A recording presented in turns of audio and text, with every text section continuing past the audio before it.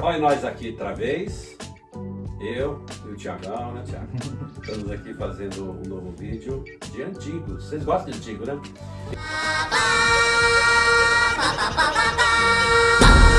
E vocês que viram da semana passada que nós deixamos esse rádio aqui com aqueles outros modelinhos, né?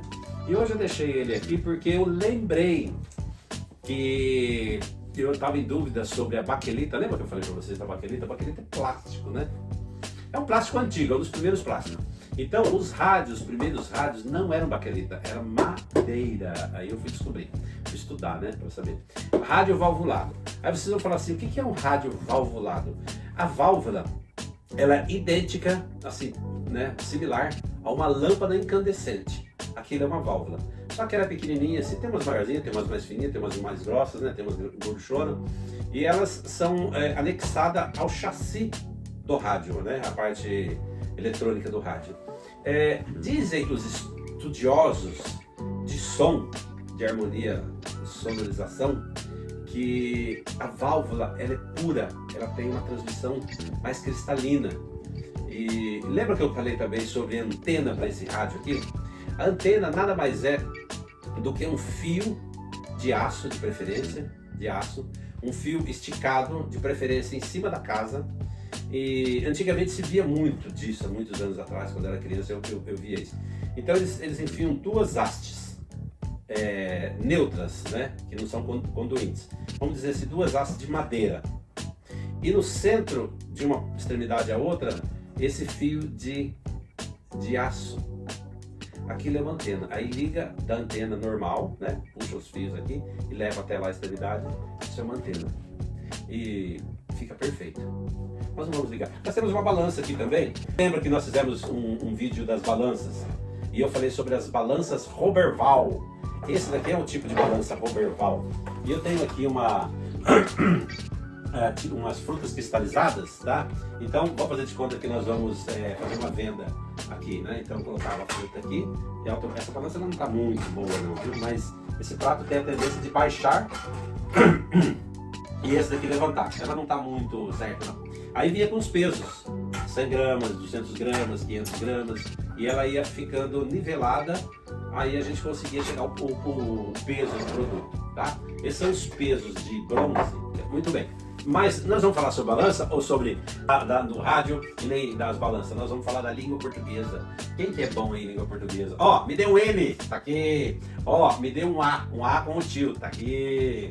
Né? Quem que deu? Não, mas me deu mais uma palavra, ó. Não! Quem gosta dessa palavra aqui? Não. Negativamente, não. Na verdade, eu montei ela inteirinha aqui para vocês verem. Não.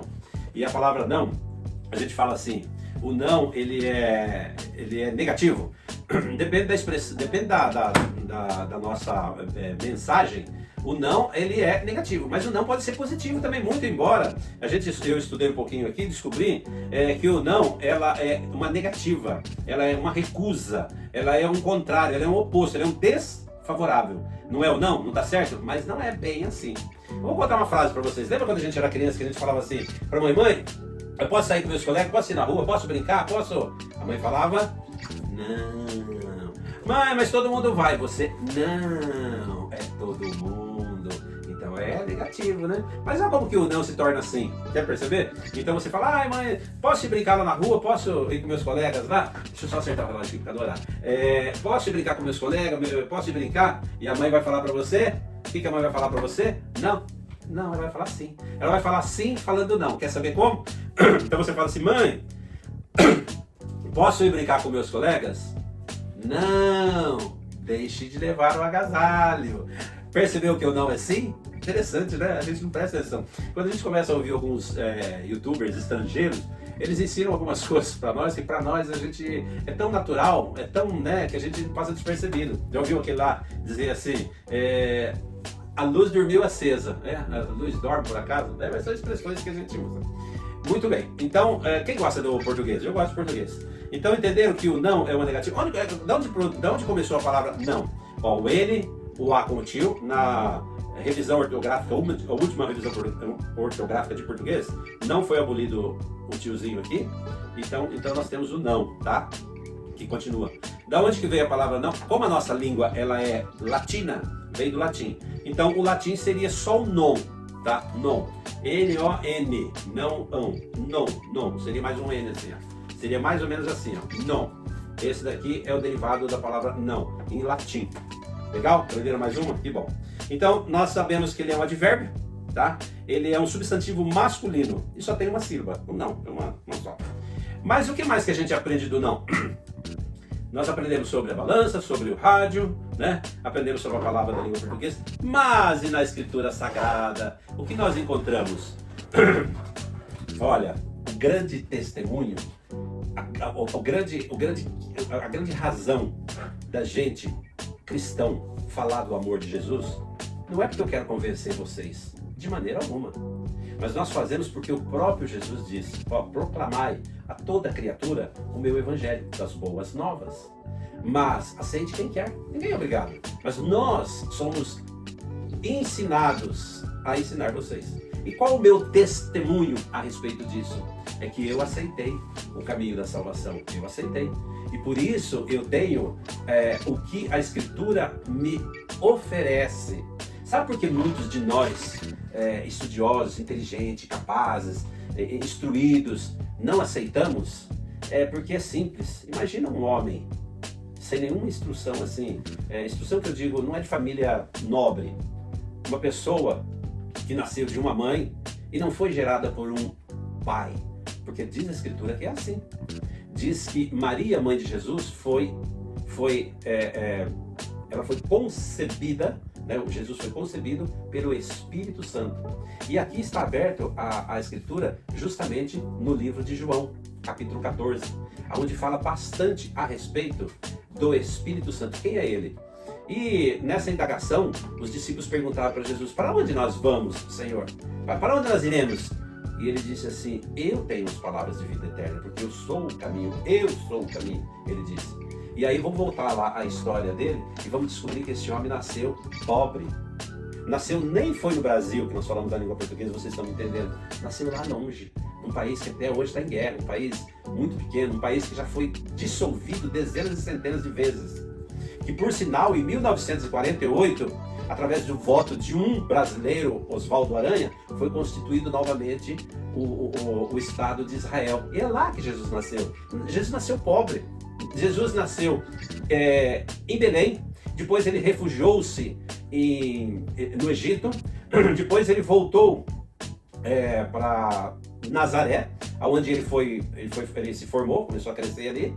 O pai era um simples carpinteiro, não era um homem de bem, não tinha riqueza, não tinha fazenda, não tinha capital, não tinha nada.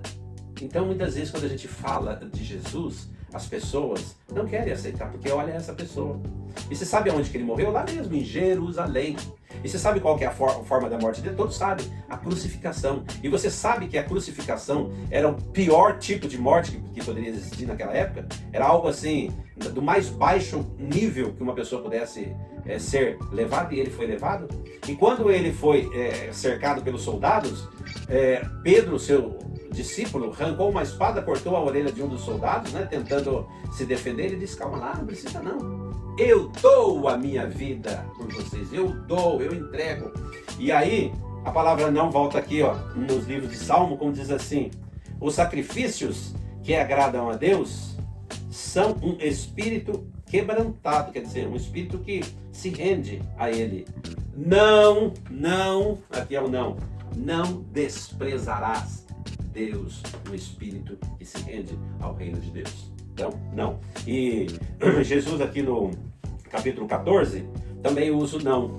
Você quer ver como? Ele diz assim, ó, não se turbe o vosso coração. Sabe o que é a palavra turbe? Já viu um carro turbinado?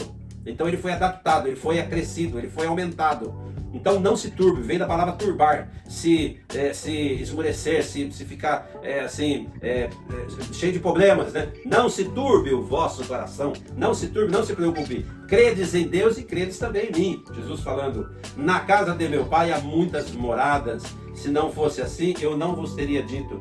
Então quem não, Jesus não me ama, não guarda as minhas palavras, mas aquele, o Consolador, aquele mesmo que gerou ele através de Maria, mas o Consolador, vos fará lembrar das minhas palavras Ele que fará vocês e eu, todos nós, lembrarmos das Escrituras Sagradas. Não se turbe, não se preocupe. Ele vos ensinará, Ele ensinará o caminho, o Espírito Santo. É Ele que nós devemos buscar. Se você busca tranquilidade e paz, é o Espírito de Deus, através da pessoa de Jesus. E Deus vai te visitar. Deus não rejeita um coração quebrantado. Beleza, meus queridos? Fica aí a mensagem.